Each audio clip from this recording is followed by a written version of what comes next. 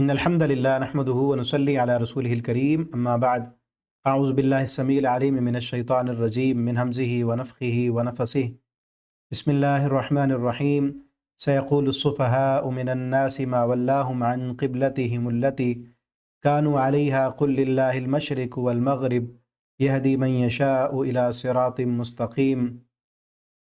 आज इंशाअल्लाह हम दूसरे पारे का ख़ुलासा पढ़ेंगे। दूसरा पारा, इसमें मुकम्मल सूरतुल बक़रा है और इस पारे में 5 मज़ामीन बयान किए गए हैं। पहला मज़मून जो है वो तहवील क़िबला का है। पिछले पारे के आखिर पे हमने सैयदना इब्राहीम अलैहिस्सलातु वस्सलाम के बारे में पढ़ा कि उनकी मिल्लत क्या थी, उनका तरीक़ा क्या था, उन्होंने अपनी ज़िंदगी में किस चीज़ की तरफ दावत दी। और यहूदियों और ईसाइयों को ये कहा गया कि तुम तो इब्राहीम अलैहिस्सलातु वस्सलाम के मिल्लत के पैरोकार हो। तो इब्राहीम अलैहिस्सलाम तो ना यहूदी थे ना ईसाई थे, वो तो सीधे पक्के सच्चे मुसलमान थे। वलाकिन कान हनीफ़न मुस्लिमा, वो तो सच्चे मुसलमान थे। तो उसके बाद हज़रत इब्राहीम अलैहिस्सलातु वस्सलाम के बैतुल्लाह बनाने का वाक़या जो है वो ज़िक्र किया गया। और दूसरा पारा जहाँ से शुरू होता है वहीं से ही पहली आयत सयक़ूलुस सुफ़हा, अल्लाह ताला ने मुतनब्बे किया कि अनकरीब बेवकूफ़ लोग कहेंगे मा वल्लाहुम अन क़िब्लतिहिमुल्लती कानू अलैहा, कि किस चीज़ ने इन लोगों को उस क़िबले से हटा दिया जिस क़िबले पर ये पहले जो है वो अमल किया करते थे, जिस क़िबले की तरफ पहले मुँह करके नमाज़ पढ़ते थे। हिजरत के बाद चंद महीनों तक, बल्कि जब पहले मक्का में थे तो उस वक्त क़िबला बैतुल मक़दस था, लेकिन नबी करीम सल्लल्लाहु अलैहि वसल्लम बैतुल्लाह की ऐसी जो है साइड पर जाके खड़े होते जिससे बैतुल्लाह की तरफ भी मुंह हो जाता और फिर बैतुल मक़दस की तरफ मुंह हो जाता। लेकिन जब हिजरत करके मदीना में गए, अब दोनों क़िबलों की तरफ मुंह करके नमाज़ पढ़ना मुमकिन नहीं था, क्योंकि जिस तरफ बैतुल्लाह था उसके बिल्कुल अपोजिट जो है मुखालफत में वो बैतुल मक़दस था। तो नबी करीम सल्लल्लाहु अलैहि वसल्लम का दिली इरादा ये था कि बैतुल्लाह तब्दील हो जाए, जो असल इब्राहीम अलैहिस्सलातु वस्सलाम का क़िबला था। तो अल्लाह ताला ने वो क़िबला तब्दील भी किया और पहले मुतनब्बे किया कि अनकरीब बेवकूफ़ लोग आपसे कहेंगे कि इनको किस चीज़ ने क़िबले से हटा दिया। जब क़िबला तब्दील हुआ, आप सल्लल्लाहु अलैहि वसल्लम की दिल की ख्वाहिश थी, अल्लाह ताला ने उस ख्वाहिश को अमली जामिया पहनाने के लिए फरमाया क़द नरा तक़ल्लुबा वजहिका फ़िस्समा, हम आपके चेहरे को बार बार आसमान की तरफ पलटता हुआ देखते हैं। तो हमने फ़लनुवल्लियन्नका क़िबलतन तर्ज़ा, हमने आपका क़िबला तब्दील कर दिया, जिस तरफ आप चाहते हैं हमने आपका क़िबला उसी तरफ कर दिया है। तो जब क़िबला तब्दील हुआ तो कई लोग कहने लगे कि ये कैसे पैगंबर हैं। पहले कहते थे कि हम उसी दीन पर हैं जो पहला दीन था, जो पहले अंबिया का दीन था। तो इब्राहीम अलैहिस्सलाम के दीन पर हैं। इब्राहीम अलैहिस्सलातु वस्सलाम का क़िबला तो बैतुल मक़दस था। तो उनको ये बताया गया कि असल इब्राहीम अलैहिस्सलातु वस्सलाम का क़िबला भी बैतुल्लाह था। इब्राहीम अलैहिस्सलाम ने बैतुल्लाह को तामीर किया था। और दूसरा ये बताया गया कि असल चीज़ डायरेक्शन नहीं है, असल चीज़ सिमत नहीं है कि किस सिमत मुँह करना है। ये तो एक अलामत अल्लाह ताला ने बयान कर दी कि सारे इस तरफ मुतवज्जह, इस तरफ मुँह करके नमाज पढ़ें, लेकिन असल तो अल्लाह को राज़ी करना है ना। इसलिए फरमाया फ़अय्नमा तुवल्लू फ़सम्मा वजहुल्लाह, जिस तरफ भी तुम मुँह करोगे उसी तरफ अल्लाह रब्बुल आलमीन की रज़ा को तुम पालोगे। असल अल्लाह को राज़ी करना है। और फिर ये कहा गया वला इन आतैतल्लज़ीना उतुल किताब बिकुल्लि आयतिम मा तबिउ क़िबलतक, कि आप अगर इनके पास हर किस्म की निशानी लाकर रख दें, लेकिन ये अहले किताब जो हैं, इन्होंने एतराज़ात करने वाले, ये आपके क़िबले की पैरवी कभी भी नहीं करेंगे। और फिर क्योंकि वो इस चीज़ पर अड़े हुए थे कि हमारा क़िबला जो है बैतुल मक़दस है, और नबी करीम सल्लल्लाहु अलैहि वसल्लम चूँकि पहले बैतुल मक़दस की तरफ मुँह करके नमाज़ पढ़ते थे। उसके बाद जो है मुसलमानों को ये कहा गया, क्योंकि एतराज़ात तो कर रहे हैं लोग, आप पे एतराज़ कर रहे हैं, एतराज़ का जवाब आपने एतराज़ के साथ नहीं देना। इंतहाई अहम तरीन बात जो है वो बयान की गई। फरमाया या अय्युहल्लज़ीना आमनुस्तईनु बिस्सब्रि वस्सलाह, ऐ ईमान वालो इस्तईनु बिस्सब्र, तुमने अल्लाह रब्बुल आलमीन की मदद जो हासिल करनी है, अल्लाह की मदद हासिल करने का तरीका ये है कि इस्तईनु बिस्सब्रि वस्सलाह, अल्लाह रब्बुल आलमीन की मदद सब्र और नमाज के साथ मिलेगी। तुम सब्र करो और नमाज पढ़ो तो अल्लाह रब्बुल आलमीन की मदद भी आएगी तुम्हारे पास, और तुम کامیاب بھی ہو جاؤ گے۔ لوگوں کو ان کی باتوں کا جواب اگر باتوں کے ساتھ دیتے رہو گے تو کبھی تم کامیاب نہیں ہو سکتے۔ تو آج ہمیں بھی، ہمارے لیے بھی یہی سبق ہے کہ لوگوں کے اعتراضات ہر کسی پر کیے ہیں، ہمارے پر بھی ہوں گے۔ ان کے اعتراضوں کے جواب میں اگر ہم ہر کسی کو اس کی باتوں کا جواب دینا ہم شروع کر دیں تو کبھی ہم کامیاب نہیں ہو سکتے، نہ ہی کوئی کام کر سکتے ہیں۔ تو اس کا بہترین حل کیا بتایا گیا؟ استعینوا بالصبر والصلاۃ، ایک تو صبر کرنا ہے اور دوسرا نماز پڑھنی ہے۔ اور آگے فرمایا ان اللہ مع الصابرین، بے شک اللہ رب العالمین صبر کرنے والوں کے ساتھ ہیں، اللہ کی مدد صبر کرنے والوں کے ساتھ ہے۔ اور آگے فرمایا وَلَنَبْلُوَنَّكُمْ بِشَيْءٍ مِّنَ الْخَوْفِ، یہ تو تھوڑی سی آزمائش ہے، ہم جو ہے بہت بڑی بڑی آزمائشیں دیں گے، من الخوف، خوف کے ساتھ، والجوع، بھوک کے ساتھ، ونقص من الاموال والانفس، مالوں میں کمی کر کے، نفسوں میں کمی کر کے، تمہیں فوت کر کے، والثمرات، اور پھلوں میں کمی کر کے، وبشر الصابرین، اور صبر کرنے والوں کے لیے خوشخبری ہے۔ الذین اذا اصابتهم مصیبہ، جب ان پر کوئی مصیبت آتی ہے تو کیا کہتے ہیں؟ قالوا، وہ کہتے ہیں انا للہ وَإِنَّا إِلَيْهِ راجعون، ہم بھی اللہ کی طرف سے آئے تھے اور اللہ کی طرف پلٹ کر جانا ہے۔ تو اگر کوئی فوت ہو جائے تو اس وقت بھی یہی پڑھیں، کوئی تکلیف آئے، کوئی مصیبت آئے تو اس وقت اِنَّا لِلَّهِ وَإِنَّا إِلَيْهِ راجعون، یہ جو ہے الفاظ پڑھنے چاہیے۔ اس کے بعد آگے نیکی کی حقیقت بیان کی گئی ہے کہ اصل میں نیکی کیا ہے۔ بعض لوگ جو ہے وہ نیکی کے ظاہری کاموں کو جو ہے وہ نیکی سمجھتے ہیں، جس طرح بیت اللہ کے قبلہ کے تبدیل ہونے کی بات ہوئی کہ اصل کس سمت منہ کر کے نماز پڑھنا ہے، یہ کہا گیا کہ اصل سمت مراد نہیں ہے، یہ تو ظاہری ایک چیز ہے نا، کسی طرف، کسی قبلے کی طرف منہ کر کے نماز پڑھنا ہے، کسی طرف منہ کرنا، یہ ظاہری چیز ہے۔ اصل حقیقت کیا ہے، نیکی اصل میں کیا ہے؟ اس میں اصل یہ ہے کہ اللہ کو راضی کرنا ہے، وہ بتایا گیا نا کہ اصل تو اللہ کو راضی کرنا مقصود ہے نا۔ تو وہ اللہ رب العالمین فرماتے ہیں وَلِلَّهِ الْمَشْرِقُ وَالْمَغْرِبُ فَأَيْنَمَا تُوَلُّوا فَثَمَّ وَجْهُ اللَّهِ، مشرق و مغرب اللہ رب العالمین کی ہے۔ تو اصل اس سوچ کا اب یہاں رد کیا جا رہا ہے کہ تمہاری سوچوں میں ظاہری نیکی جو ہے وہ داخل ہو چکی ہے کہ تم سمجھ تو اس طرف منہ کر رہے تھے تو پھر ٹھیک تھے، اگر چینج کر کے کسی اور طرف منہ کرنا شروع کر دیے تو آپ غلط ہو گئے۔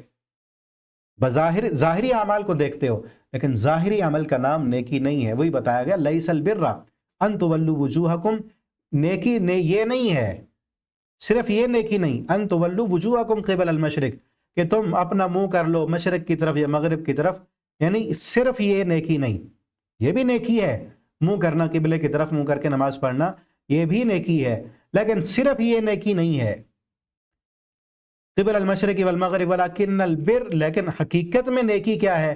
من آمن باللہ، جو اللہ پر ایمان لایا، اصل نیکی تو اس کی ہے جو اللہ پر ایمان لایا، والیوم الآخر، آخرت کے دن پر ایمان لایا، والملائکہ، فرشتوں پر ایمان، والکتاب، کتابوں پر ایمان، جتنی بھی پہلے الہامی کتابیں ان پر ایمان، والنبیین، نبیوں پر ایمان، مرنے پر ایمان، مر کر دوبارہ اٹھنے پر ایمان، موت پر ایمان، اور حساب و کتاب پر ایمان، یہ اصل نیکی ہے۔ اصل نیکی تو جو ہے وہ کر نہیں رہے، اور جو ظاہری نیکی ہے اس کے بارے میں جھگڑ رہے ہو کہ ہم نے کیا کرنا ہے۔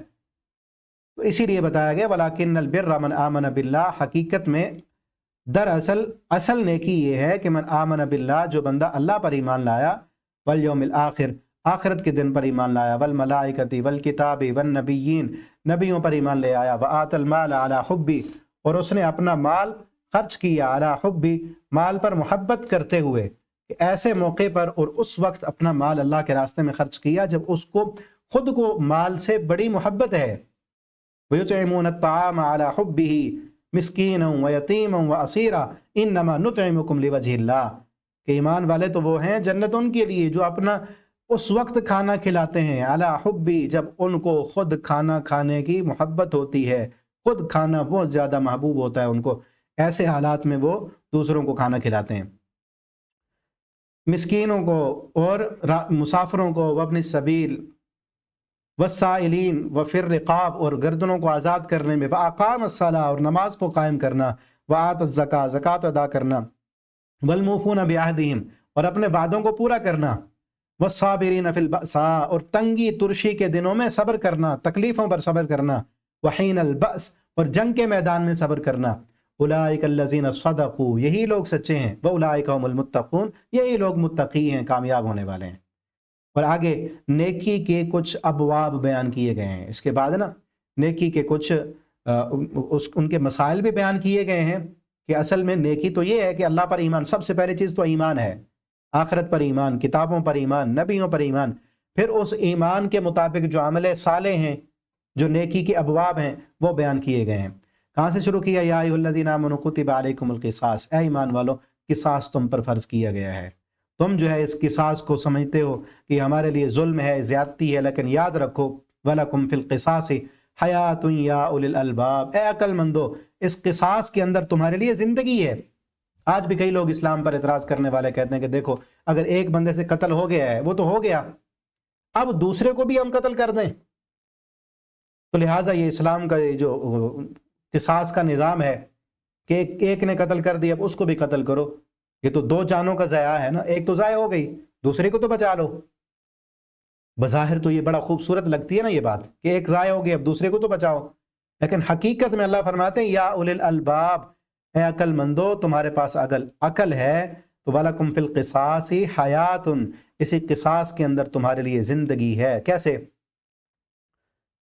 زندگی ہے کہ ایک قاتل کو قتل کرو گے نا، ایک تو وہ دوبارہ قتل نہیں کرے گا، پہلی مرتبہ کام کرنا مشکل ہوتا ہے نا، کسی نے پہلی مرتبہ اگر قتل کی ہے تو مشکل تھا اس کے لیے، اب تو اس کا جھاکا اتر گیا، وہ تو کسی اور کو قتل کرے گا، تھوڑی بہت سزا وہ بھگت کے وہ آ جائے گا باہر نکل کے، پھر اوروں کو مارے گا۔ ایک تو جو قاتل کو قتل کر دو گے وہ کوئی اور قتل نہیں کر سکے گا، اس میں بھی کئی اور لوگوں کی زندگی بچ گئی۔ اور جب سب کے سامنے ایک قاتل کو قتل کرو گے اس معاشرے کے اندر کوئی دوسرا قاتل بھی پیدا نہیں ہوگا، ورنہ ایک کو دیکھ کر دوسرے وہی کام کریں گے دیکھا دیکھی میں۔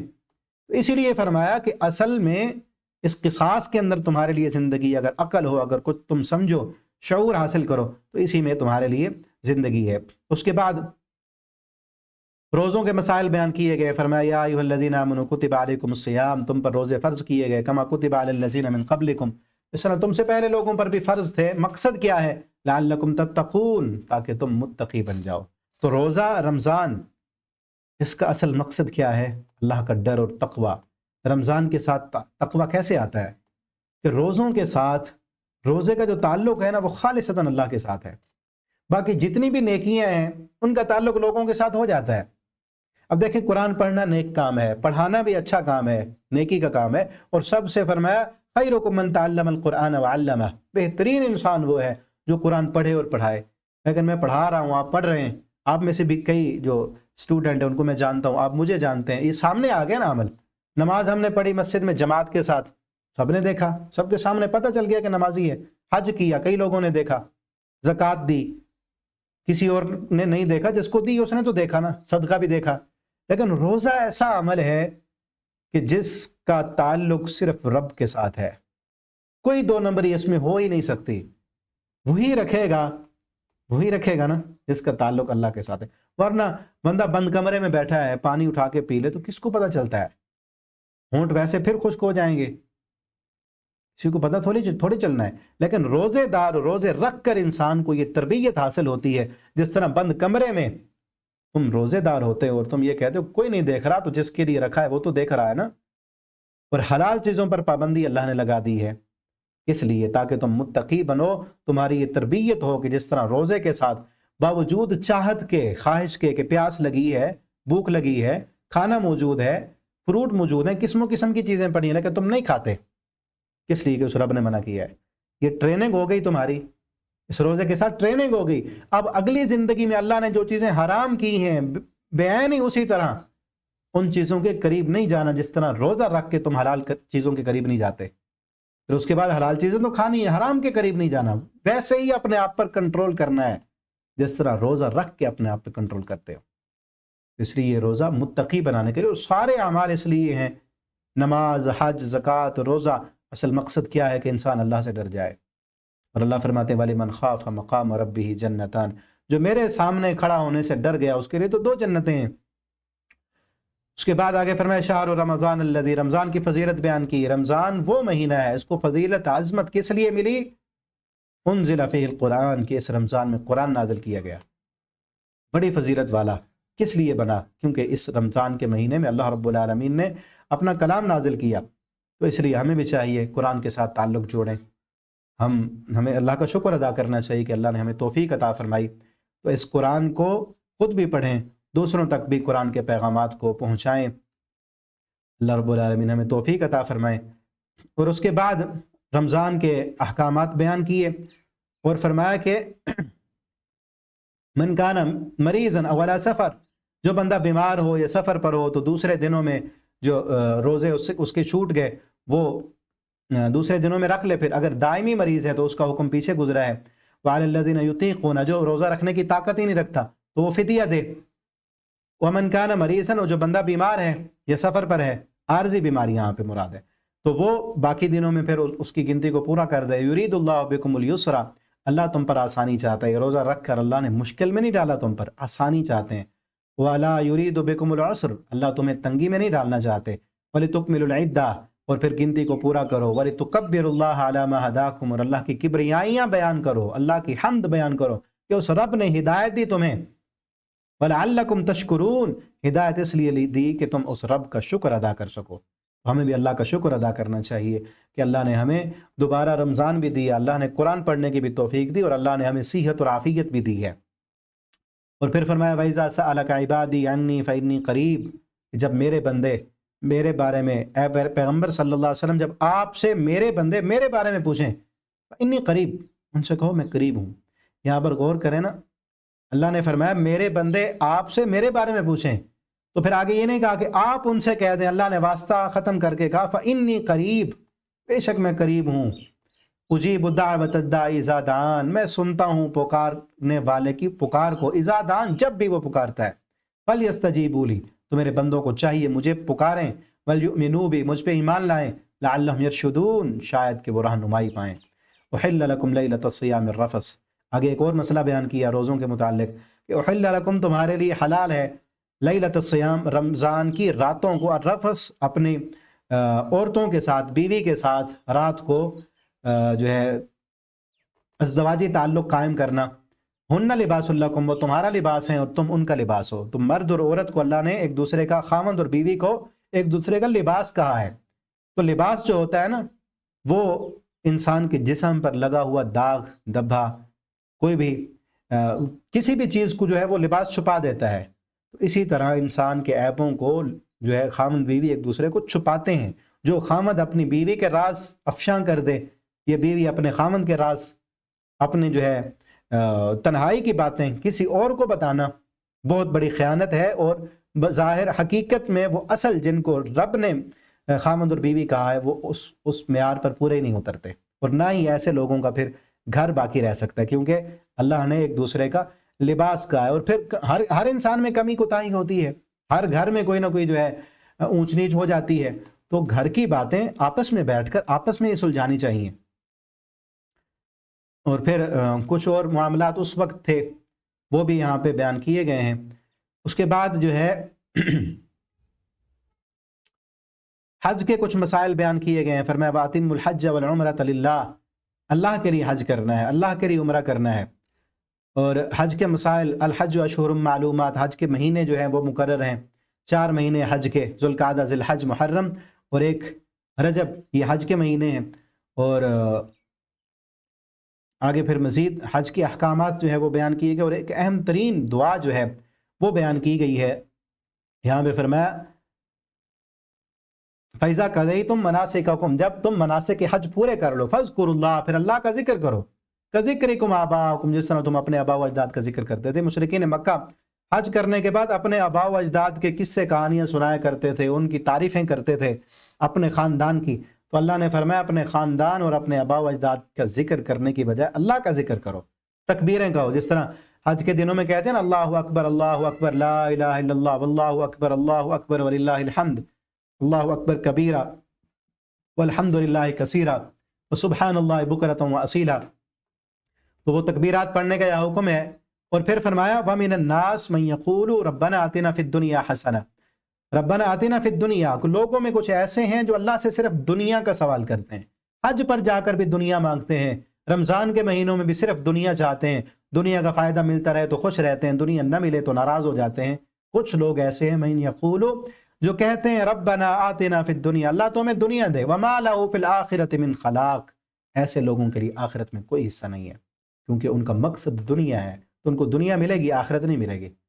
ومنہم من یقول، اور ان میں سے کچھ ایسے ہیں جو کہتے ہیں ربنا آتنا فی الدنیا حسنہ، اللہ ہمیں دنیا میں بھی اچھا دے، حسنہ دے، وفی الآخرۃ حسنہ، اور اللہ ہمیں آخرت میں بھی حسنہ عطا فرما، وقنا عذاب النار، اور اللہ ہمیں جہنم کے عذاب سے بچا لے۔ تو یہ عظیم ترین دعا، اس کو یاد کریں، اس کو پڑھیں، اور نبی کریم صلی اللہ علیہ وسلم اس کو بیت اللہ کا طواف کرتے ہوئے رکن یمانی سے لے کر حجر اسود تک کی جو جگہ ہے وہاں پر آپ صلی اللہ علیہ وسلم اس دعا کو پڑھا کرتے تھے۔ اللہ رب العالمین ہمیں لے جائیں، بار بار لے جائیں، تو وہاں جا کر بھی یہ دعا پڑھنی ہے ہم نے انشاءاللہ۔ اور آگے فرمایا وَمِنَ النَّاسِ مَن يَشْتَرِي نَفْسَهُ ابْتِغَاءَ مَرْضَاتِ اللَّهِ، لوگوں میں کچھ ایسے ہیں جنہوں نے اپنی جانوں کا سودا کر دیا۔ مَن يَشْتَرِي نَفْسَهُ ابْتِغَاءَ مَرْضَاتِ اللَّهِ، جس نے بیچ دیا اپنی جان، اپنی خواہش نفس کو، اپنی منمانی کو بیچ دیا، کس کے بدلے؟ مرضات اللہ، اللہ کی رضا کے بدلے۔ جو اپنی رضا کو سائڈ پر رکھ کر اللہ کی رضا کو چاہتے ہیں۔ واللہ رؤوف بالعباد، تو اللہ رب العالمین بہت نرم ہے اپنے بندوں کے ساتھ، بڑی نرمی کرنے والے ہیں، بہت شفقت کرنے والے ہیں۔ اور پھر اس کے بعد یہ کہا گیا کتب علیکم القتال وهو کرہ لکم، تم پر جہاد فرض کر دیا گیا، جہاد کے مسائل بیان کیے جا رہے ہیں، جہاد تم پر فرض کر دیا گیا ہے، وهو کرہ لکم، لیکن یہ جہاد تم کو جو ہے اچھا نہیں لگتا، تم اس کو ناپسند سمجھتے ہو۔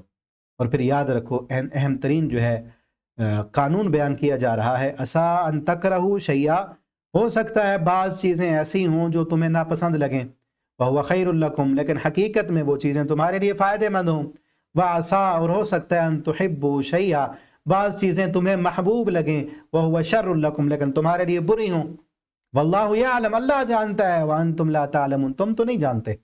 تو یہ اصول یاد رکھیں، ایک ایسی چیز جس کے لیے ہم کوشش کرتے رہے، دعائیں بھی کرتے رہے، مانگتے رہے، اگر نہیں ملی تو اس اصول کو یاد رکھیں، وہ ہمارے لیے بہتر نہیں تھی۔ ہم تو وہ مانگتے ہیں نا اللہ سے، اسی کے لیے کوشش کرتے ہیں جو ہمیں اچھا لگتا ہے، اللہ تعالیٰ ہمیں وہ دیتے ہیں جو ہمارے لیے اچھا ہوتا ہے۔ اچھا لگنے میں اور اچھا ہونے میں بڑا فرق ہوتا ہے، ٹھیک ہے نا؟ کئی نوجوان ملتے ہیں خصوصاً شادی کے بعد، وہ مجھے میرے مطلب کی نہیں ملی، جس کے پیچھے میں نے تہجدیں بھی پڑھی، جس کے پیچھے میں نے راتوں کو اٹھ کے دعائیں کی، لیلۃ القدر کی رات کو بھی میں نے مانگا، وہ مجھے نہیں ملا۔ کہ اللہ کے بندے نہیں ملا تو تیرے لیے بہتر نہیں تھا، اگر وہ مل جاتا پتہ نہیں پھر کیا ہوتا تیرے لیے، اور جو تجھے اچھا نہیں لگتا تھا وہ مل گیا ہے تجھے، تو تیرے لیے بہتر وہی تھا۔ تمہیں ناپسند لگتا ہے لیکن حقیقت میں تمہارے لیے وہ اچھا ہوتا ہے، جو اللہ رب العالمین جو بھی فیصلہ کرتے ہیں۔ ماضٍ فی حکمک، اللہ تیرا فیصلہ جو میرے اوپر نافذ ہوتا ہے نا، عدل فی قضاؤک، وہ تیرا فیصلہ عدل پر مبنی ہوتا ہے۔ واللہ یعلم، یہ جو پچھلا ہم نے پارہ پڑھا ہے اس میں میں نے یہ دعا پوری مکمل بتائی تھی۔ آگے کچھ مہینے بیان کیے گئے حرمت والے، کہ جن میں قتال کرنا جو ہے بہت بڑا گناہ ہے۔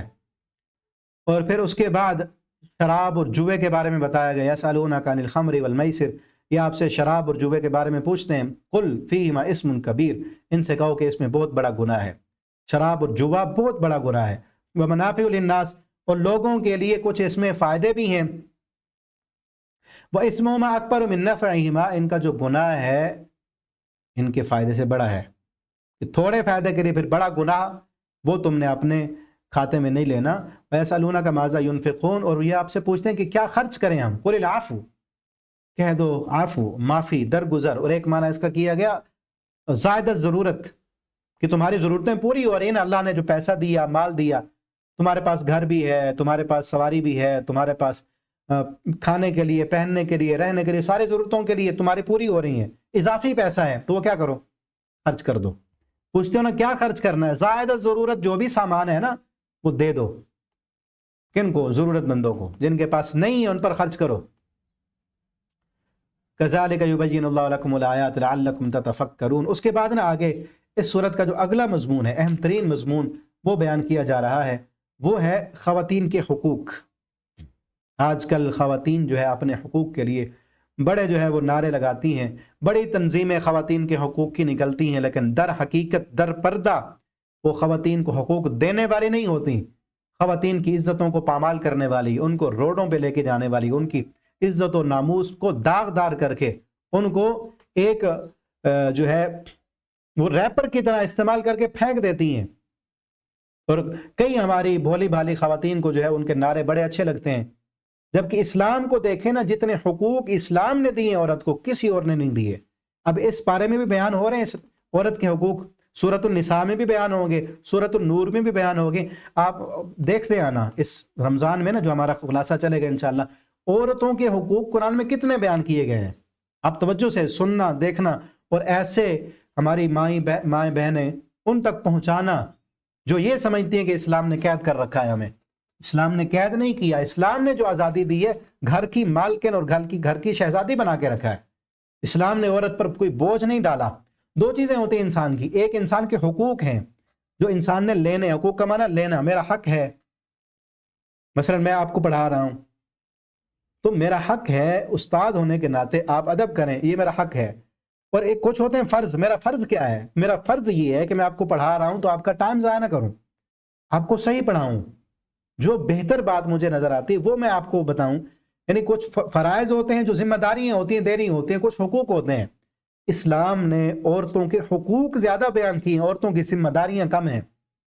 مرد کی ذمہ داری زیادہ ہے، اس لیے مرد کو قوام بنایا. مرد پر ذمہ داری کا بوجھ ہے، پورے گھر کو اس نے جو ہے کنٹرول کرنا ہے، اور عورت کی بھی حفاظت کرنی ہے، اپنے بچوں کی بھی حفاظت کرنی ہے، کما کے بھی دینا ہے ان کو. عورت چاہے اس کی بیوی ہے، اس کی بیٹی ہے، اس کی ماں ہے، اس کی بہن ہے، اس کی بھانجی ہے، اس کی بھتیجی ہے، مرد کی ذمہ داری ہے کہ عورت کی نگہداشت بھی کرنی ہے اور اس کی ضرورتوں کا بھی خیال رکھنا ہے. تو اب دیکھیں عورتوں کے حقوق جاہلی معاشرے میں کیا تھا. دور جاہلیت میں عورتوں کے ساتھ کیا کیا ظلم ہوتے تھے، بدلے میں اسلام نے آ کر عورتوں کو کتنے کتنے حقوق دیے ہیں، وہ یہاں بیان ہو رہے ہیں. یسألونک عن المحیض، یہ آپ سے حیض کے متعلق پوچھتے ہیں. حیض جو ہے، مینسز کے ایام عورت کے ساتھ جو ہے مخصوص ہیں، اللہ نے رکھ دیے ہیں، اور اس میں عورت کی صحت کی علامت ہے. جس کو نہیں آتے وہ بیمار ہے. تو جاہلی معاشرے میں یہ ہوتا تھا کہ جس عورت کو مینسز آتے تھے نا، اس کے لیے الگ جو ہے جنگلوں میں، ویرانوں میں انہوں نے جگہیں بنائی ہوتی تھیں، کمرے، اور ان کو وہاں جا کے چھوڑ کے آتے تھے. جتنے دن وہ مینسز میں ہے، کوئی اس کے ساتھ ملنے کے لیے نہیں جائے گا، کوئی اس کو سلام نہیں کرے گا. معاشرے سے دور، شہر سے دور، بالکل جنگل میں، دیہات میں وہ وہاں رہے گی. پھر جب وہ اس کے ایام ختم ہوتے تھے، پھر ایک اور پروسیس ہوتا تھا، اس سے وہ گزرتی تھی. اس پروسیس سے گزرنے کے بعد پھر وہ اپنے گھر میں آتی تھی. کتنا ظلم تھا. پھر ان دنوں میں اس کو منحوس سمجھتے تھے. کس قدر زیادتی تھی. اسلام نے آ کر کیا کہا؟ یسألونک، یہ آپ سے حیض کے بارے میں پوچھتے ہیں کہ جب عورت کو حیض آئے تو اس کے کیا حکم ہے. فرمایا قل ھو اذن، یہ ایک تکلیف ہے. فاعتزلوا النساء فی المحیض، ان دنوں میں اپنی عورتوں سے الگ رہو. اس سے مراد کیا ہے کہ شوہر اور بیوی کا جو تعلق ہے ان دنوں میں وہ نہیں ہونا چاہیے. اس کی پابندی ہے، اس تعلق کی پابندی ہے. باقی وہ سارے کام، باقی دنیا کے سارے کام، کھانا پکانا ہے، کام کاج کرنے ہیں، گھر میں رہنا ہے، بچوں کی دیکھ بھال کرنی، وہ سارے کرے گی. اور نماز نہیں پڑھے گی، روزہ نہیں رکھے گی، قرآن کو جو ہے وہ ہاتھ نہیں لگا سکتی. وَلَا تَقْرَبُوهُنَّ، فرمایا ان کے قریب نہ جاؤ. قریب ہونے سے مراد حقوق زوجیت ہے، خاوند اور بیوی کا تعلق وہ قائم نہیں کر سکتے. حتیٰ یطہرن، یہاں تک کہ وہ پاک ہو جائیں. فَإِذَا تَطَہَّرْنَ، مینسز ختم ہونے کے بعد، فَإِذَا تَطَہَّرْنَ، جب وہ پاکیزگی حاصل کریں یعنی غسل کر لیں. فَأْتُوهُنَّ، پھر ان کے پاس آؤ. مِنْ حَيْثُ أَمَرَكُمُ اللَّهُ، اس جگہ سے جہاں سے اللہ نے حکم دیا ہے. یعنی اپنی بیوی کے پاس آنا ہے تو اس جگہ میں جہاں سے اللہ نے حکم دیا ہے. کوئی اور جو ہے اس کے ساتھ غلط ناجائز جو ہے وہ تعلق قائم نہیں کرنا. ناجائز سے مراد دوسرا راستہ جو قوم لوط والا فعل ہے، جس پر اللہ رب العالمین نے لعنت کی ہے، وہ نہ اپنی عورت کے ساتھ ہو سکتا ہے نہ کسی اور پر. اب تو جو ہے ہمارے ملک میں یہ لبرل لوگ جو عورتوں کو حقوق دینے کی بات کرتے ہیں، یہ مرد کی مرد کے ساتھ شادی کرائی جا رہی ہے. ٹرانسجینڈر کا بل پچھلے دنوں جو ہے بڑا اس کا ایشو اٹھا تھا. وہ کیا ہے کہ مرد مرد کے ساتھ شادی کر سکتا ہے. اللہ نے اس بندے پر لعنت کی ہے جو اپنی بیوی کے ساتھ، جس کے ساتھ نکاح ہوا ہے، اس کے ساتھ ایسا تعلق قائم کرتا ہے جو قوم لوط والا فعل ہے. اللہ نے اس پر لعنت کی ہے. چاہے جائے کہ مرد کی مرد کے ساتھ شادی کرا دینا، یہ تو وہ عمل ہے جس عمل پر اللہ کو اتنا غصہ آیا کہ اللہ نے 3 عذاب ان پر دیے. اللہ نے زمین کو جو ہے نیچے سے فرشتوں نے اٹھایا، آسمان کی بلندیوں پر لے جا کر الٹا کر کے پٹخ دیا. اور آگے فرمایا نساؤکم حرث لکم، تمہاری عورتیں تمہاری کھیتی ہیں، اور کھیتی میں کیا ہوتا ہے، بیج ڈالتا ہے تو کھیت اگتا ہے، ٹھیک ہے نا۔ تو جہاں سے اس سے یہ معنی بتایا جا رہا ہے، کیونکہ اسلام جو ہے بڑا مہذب ہے، مہذب باتیں کی گئی ہیں اسلام میں، سمجھانے کے لیے، بتانے کے لیے ایسے الفاظ استعمال نہیں کیے جو حیا کے منافی ہوں۔ کھیتی کس لیے کہا؟ کیونکہ کھیتی میں جب بیج ڈلتا ہے تو فصل اگتی ہے، تو عورت بھی کھیتی کی طرح ہے کہ اس سے انسان کی اولاد ہوتی ہے، تو جو اولاد پیدا ہونے کی جگہ ہے وہی جو ہے انسان کے لیے، مرد کے لیے، شوہر کے لیے اس کی خواہش پوری کرنے کی ہے۔ فَأْتُوهُنَّ، تم آؤ اپنی عورتوں کو جہاں سے اللہ نے حکم دیا۔ ان اللہ يحب التوابین، اللہ جو ہے محبت کرتے ہیں توبہ کرنے والوں سے، وہ يحب المتطہرین، اور پاک رہنے والوں سے اللہ محبت کرتے ہیں۔ یہ پاکیزگی کا عمل ہے، کیونکہ مینسز کے دنوں میں پاکیزگی نہیں ہوتی۔ نساؤکم حرث لکم، تمہاری بیویاں تمہاری کھیتی ہیں۔ فَأْتُوا حَرْثَكُمْ، آؤ تم اپنی کھیتی میں جیسے تم چاہو۔ وَاتَّقُوا اللَّهَ، اور اللہ سے ڈر جاؤ۔ وَاعْلَمُوا، اور جان لو، یہاں وَاعْلَمُوا کا ذکر 5-7 دفعہ ہے اس پارے میں۔ وَاعْلَمُوا، علم حاصل کرو، علم حاصل کرو کس بات کا؟ أَنَّكُمْ مُلَاقُوهُ، اس بات کا تمہیں علم ہونا چاہیے کہ تم اللہ سے ملنے والے ہو، اللہ سے ملاقات کرنی ہے تم نے۔ یہاں پیچھے بھی آیا ہے وَاتَّقُوا اللَّهَ وَاعْلَمُوا أَنَّ اللَّهَ مَعَ الْمُتَّقِينَ، آگے بھی آئے گا وَاتَّقُوا اللَّهَ وَاعْلَمُوا أَنَّ اللَّهَ شَدِيدُ الْعِقَابِ۔ اس کے بعد جو ہے طلاق کے مسائل بیان کیے گئے ہیں، یہ بھی عورتوں کے حقوق میں ہے۔ عورتوں کے ساتھ ایک اور زیادتی ہوتی تھی، بلکہ اس سے پہلے ایک اور بھی ہے، لِلَّذِينَ يُؤْلُونَ مِن نِّسَائِهِمْ تَرَبُّصُ 4 أَشْهُرٍ، وہ لوگ جو تم میں سے عورتوں کے ساتھ ایلا کرتے ہیں۔ ایلا کا معنی ہوتا ہے کہ شوہر یہ قسم اٹھا لے کہ میں نے اپنی بیوی کے قریب نہیں جانا۔ دور جاہلیت میں ایلا یہ ہوتا تھا کہ اب بھی اسلام میں 4 بیویوں تک کی تو اجازت ہے نا، دور جاہلیت میں کئی عورتیں ہوتی تھیں، کئی بیویاں ہوتی تھیں، تو اسلام نے اس کو بھی لمیٹڈ کیا، محدود کیا کہ 4 سے زیادہ بیک وقت ایک مرد کے نکاح میں نہیں ہو سکتی۔ اس میں بھی بڑی حکمت ہے، عورتوں کا ہی فائدہ ہے اس میں۔ تو اس میں پہلے یہ ہوتا تھا کہ مرد نے قسم اٹھا لی کہ میں اپنی بیوی کے قریب نہیں جاؤں گا۔ اب کیا ہوتا تھا، الا کرنے کے بعد کئی عرصے تک سالہ سال گزر جاتے، نہ اب اس کو طلاق دے رہا ہے نہ اس کے حق پورے کرتا ہے۔ یہ ظلم نہیں تھا عورت پر؟ بھئی ہاں تو رہنا ہے تو انسانوں کی طرح رہو، اس کے حقوق پورے کرو، نہیں رہنا تو اس کو آزاد کرو، نہ آزاد کرتے تھے سزا دینے کے لیے عورت کو۔ تو یہ ظلم تھا عورت پر، اس ظلم کو بھی ہٹایا گیا، اور عورت کا حقوق بیان کرتے ہوئے کیا فرمایا، اب تم میں سے جو بندہ اپنی بیوی کے ساتھ الا کرتا ہے تو تربصوا 4 اشہر، تربصوا 4 اشہر، 4 مہینے تک وہ انتظار کرے گی۔ اس کے بعد جو ہے وہ الا یا تو اس کے ساتھ صلح کر لے، یا پھر اس کو جو ہے اپنے سے جدا کر دے، طلاق دے دے اس کو۔ اگر وہ نہیں دیتا تو پھر حکومت کے پاس جا کر عورت جو ہے وہ خلا لے لے گی۔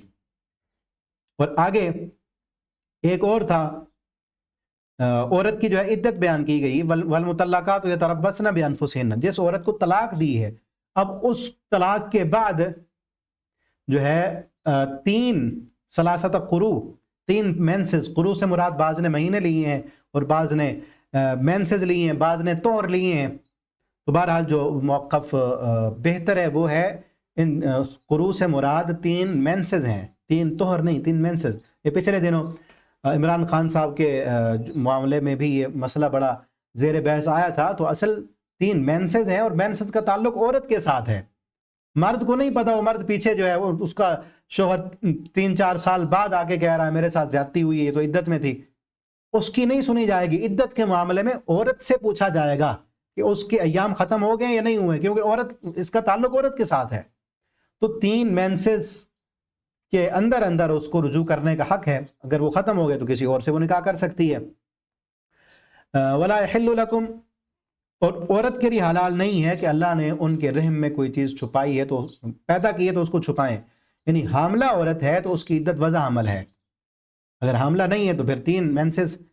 اس کے بعد ایک اور جو ظلم تھا عورت پر دور جاہلیت میں وہ بیان کیا جا رہا ہے، وہ یہ تھا کہ عورت کو نا طلاق دیتے تھے، طلاق دینے کے بعد اس کی جب عدت ختم ہونے لگتی رجوع کر لیتے، کچھ عرصہ اپنے پاس رکھتے، پھر طلاق دے دیتے، پھر عدت ختم ہونے لگتی رجوع کر لیتے، پھر طلاق دے دیتے، ایسے تنگ کرتے تھے اس کو، پھر رجوع کیا، پھر طلاق دی، پھر رجوع کیا، طلاق دی۔ عورت کے ساتھ مذاق کرتے تھے اور ان کو تنگ کرتے تھے، ظلم تھا عورت پر۔ اسلام نے آ کر کیا کہا؟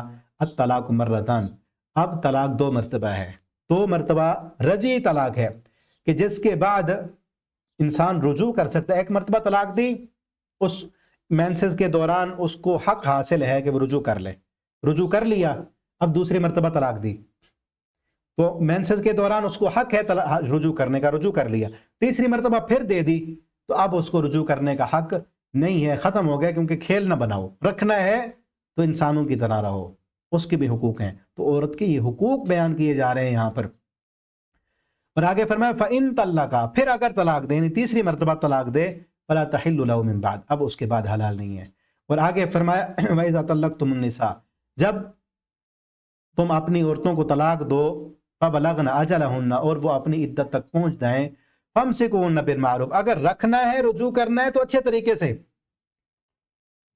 گھر بسانے کی تمہاری نیت ہے، یعنی تمہیں عدت کے دوران پتہ چل گیا کہ میری غلطی تھی، طلاق نہیں دینی چاہیے تھی، ہم ٹھیک رہ رہے تھے، تو گھر بسانے کے لیے رکھنا، یہ نہیں کہ اس کو تکلیف دینے کے لیے، اس کو ستانے کے لیے، ایسا نہیں کرنا۔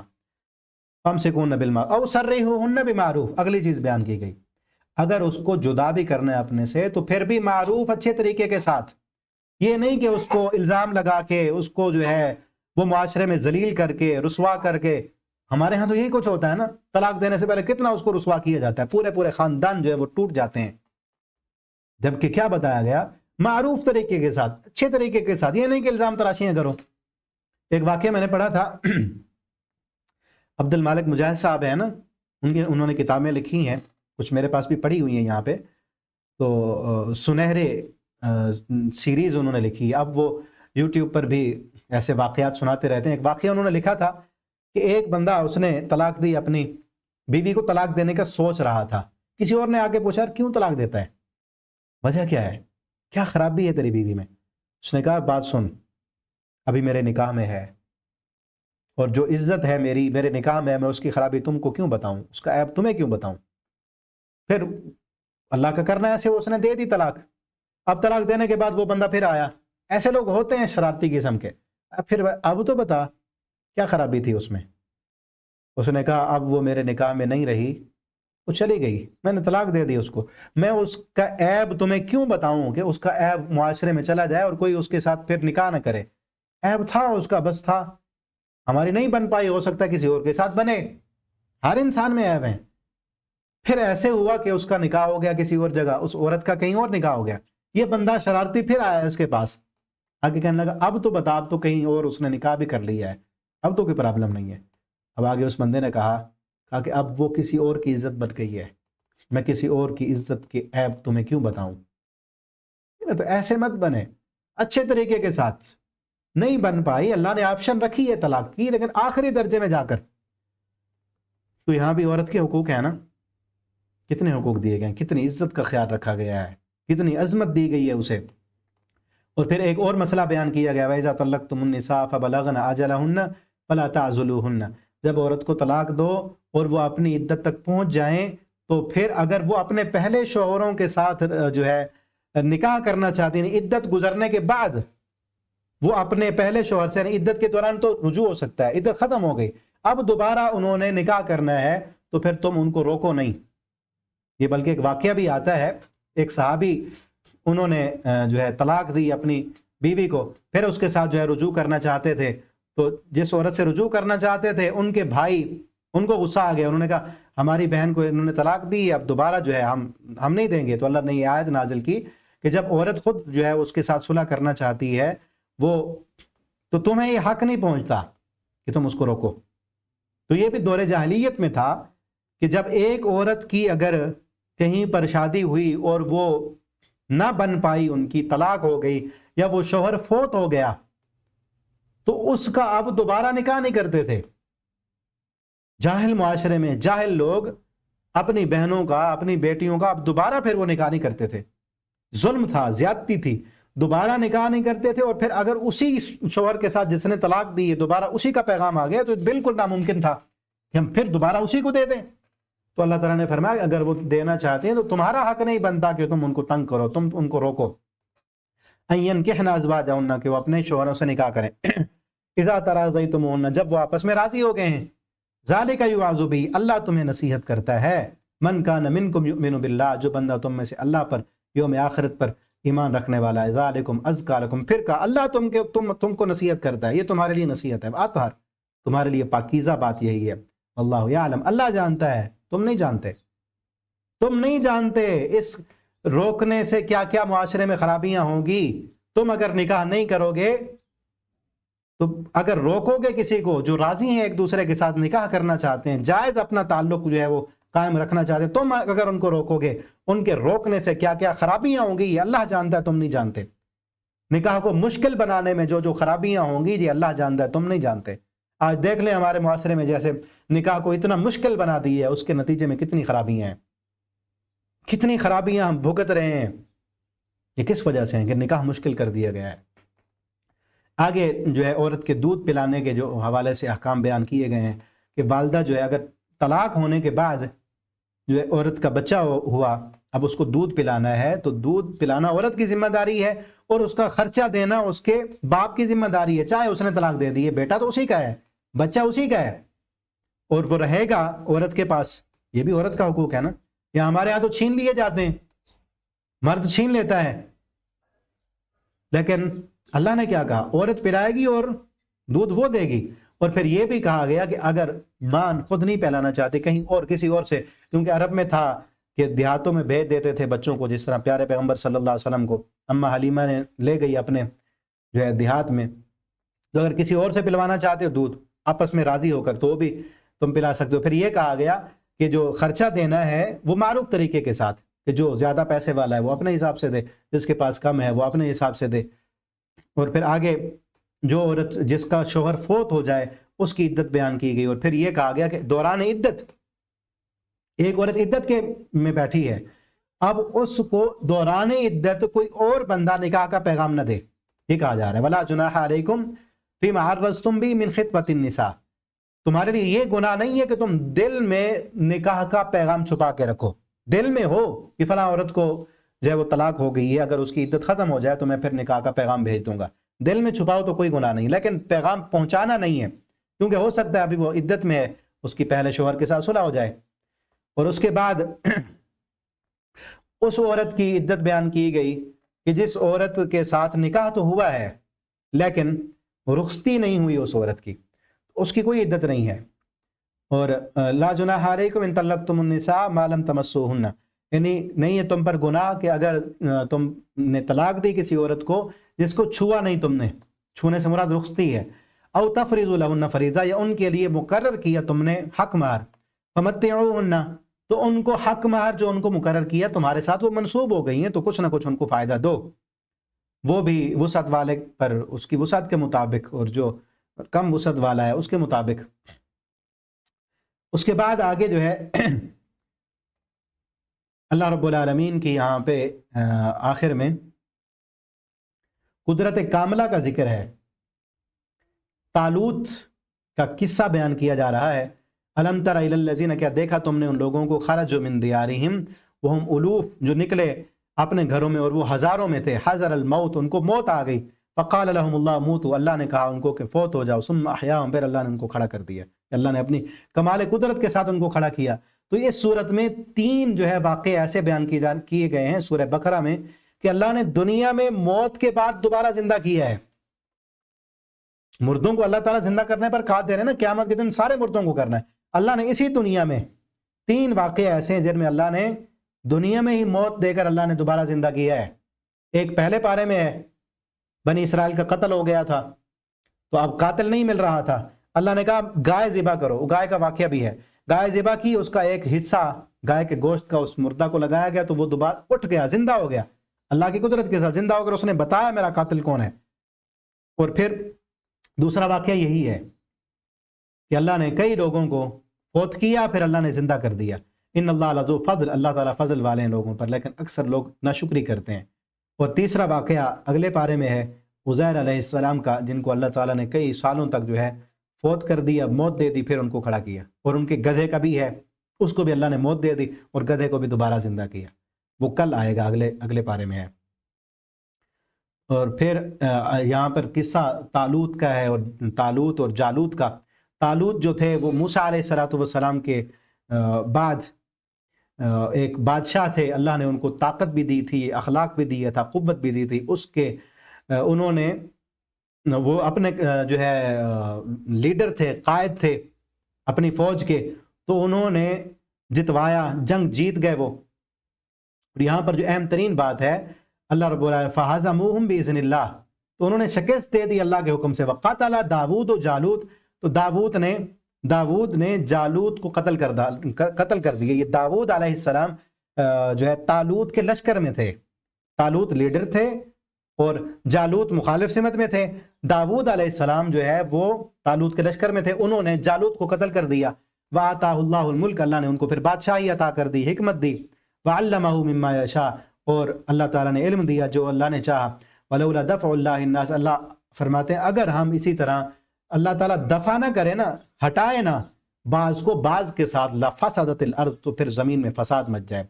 क्योंकि जो जालूत थे, जालूत का लश्कर बड़ा जमीन पर फसाद मचाते थे। एक ताकत के जरिए अल्लाह ने दूसरी ताकत को खत्म कर दिया। और फिर यह भी होता है कि अल्लाह, एक कुफर की ताकत है, दूसरी भी कुफर की ताकत है। कुफर की ताकत के जरिए अल्लाह कुफर की ताकत को मिटा देते हैं। अल्लाह कुफर के जरिए कुफर मिटाते हैं। दोनों होते, दोनों बातिल हैं, लेकिन एक की ताकत बढ़ रही होती है, एक के जरिए अल्लाह दूसरे को मारते हैं। ठीक है, इस तरह दुआ भी है ना, अल्लाहुम्मा अहलिकिज़ ज़ालिमीन बिज़्ज़ालिमीन, तो ये दुआ भी करें, इस वक्त करने की ये दुआ, अल्लाहुम्मा अहलिकिज़ ज़ालिमीन बिज़्ज़ालिमीन, अल्लाह जालिमों को जालिमों के जरिए हलाक कर दे। अल्लाह इसराइली जालिमों को जो जुल्म कर रहे हैं मुसलमानों पर, निहत्तों पर, बेचारे भूख से बिलक रहे हैं, उनके लिए खाने को कुछ नहीं है, पीने को कुछ नहीं, उनके घर टूट गए हैं, कैसी कसम पुरसी की हालत में है वो, और हम कुछ नहीं कर सकते, हम बेबस हैं। तो कम अज़ कम अल्लाह से ये दुआ तो करें ना, और उम्मत मुस्लिमा के लिए ईमान मांगें, दुआ करें। ये रमज़ान का महीना दुआओं का महीना है। अपने फ़लस्तीनी मुसलमान भाइयों के लिए ज़रूर दुआ करें। कोई दिन, कोई रोज़ा ऐसा ना हो जिस दिन आप उनके लिए दुआ ना करें। कोई इफ्तारी ऐसी ना हो जैसे इफ्तारी पर आप अपने उन भाइयों के लिए दुआ ना करें। कोई तरावी, कोई कुनूत ऐसी ना हो, दुआएं होंगी ना, कुनूत होगी, तो तरावी में, कुनूत में कोई ऐसी ना हो जिनमें आप अपने मुसलमान भाइयों के लिए दुआ ना करें। और जालिमों के लिए, यहूदियों के लिए, गासिबों के लिए अल्लाह रब्बुल आलमीन से दुआ करें कि अल्लाह उनको हलाक कर दे। अल्लाहुम्मा अहलिकिज़ ज़ालिमीन बिज़्ज़ालिमीन, अल्लाह उन जालिमों को हलाक कर दे।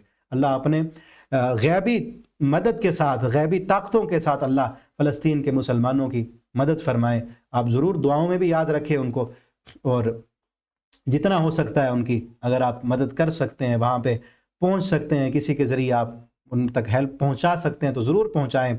और अपने इर्द गिर्द भी देखें कि वो तो है ना भूखे प्यासे मजलूम, हमारा बस नहीं चलता कि हम उनकी मदद करें। हमारे इर्द गिर्द जो मजलूम हैं, मकहूर हैं, मजबूर हैं, उन फ़लस्तीनियों जैसे हैं जिनके पास खाने को कुछ नहीं है, उनकी तो हम हेल्प कर सकते हैं ना। उनकी इस रमज़ान में ज़रूर आप उनके साथ मदद करें, उनके साथ ताउन करें। अल्लाह रब्बुल आलमीन से दुआ, अल्लाह हम सब को दीन इस्लाम की सही समझ दें, उसके मुताबिक अमल करने की तौफीक दें। अल्लाह हमें कुरान पढ़ने की, समझने की और इसके मुताबिक अपना अक़ीदा अमल बनाने की तौफीक अता फ़रमाएँ। आप इन असबाब को ख़ुद भी रोज़ाना सुना करें बाकायदगी के साथ, और आगे भी इनको आप शेयर किया करें ताकि आपके लिए सदक़ा जारिया बने। वस्सलामु अलैकुम वरहमतुल्लाहि वबरकातुहू।